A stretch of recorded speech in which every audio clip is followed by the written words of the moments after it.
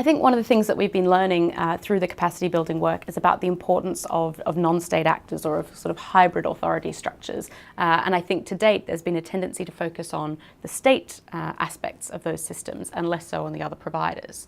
And this became really clear, the importance of this became really clear during the Ebola crisis, when people realised the importance of traditional healers and local chiefs in, for instance, health messaging and being able to change people's behaviours. Once those actors were engaged, people sort of started taking it on board much more.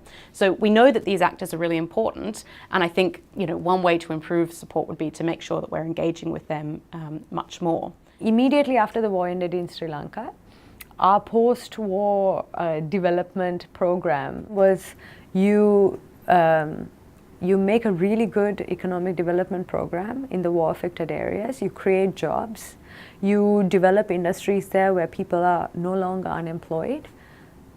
It'll solve the problem. It will bring reconciliation to the ethnic conflict that exists, that ultimately erupted in a war for 30 years.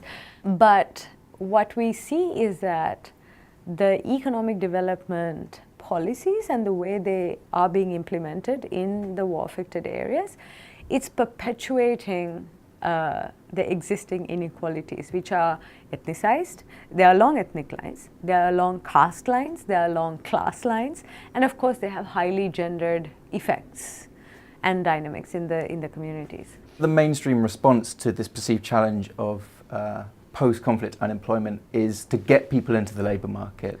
Employability schemes such as training people in vocational skills or providing people with loans, because in post-conflict areas such as northern Uganda there's very little in the way of kind of formal secure employment. For example, in public office for the government, for example, a lack of large-scale public works programs. So what in a sense the attention needs to shift from away from this preoccupation with simply getting people into the labour market on whatever basis, because all that's doing in many cases is pushing people into positions of vulnerability and precariousness. In the case of the war injured in northern Uganda, we see that the effects of having been injured as a result of conflict has a long-term impact, not just on the individual, but even on the entire household. People are unable to resume the livelihoods they were doing before the injury. And they tend to get more poorer, they have less wealth, less assets. This particular population, what they need are not those things. They first need to regain their health in order to begin to engage in post-conflict reconstruction efforts. So how do you factor all this understanding in the way you design programs that work with conflict-affected communities?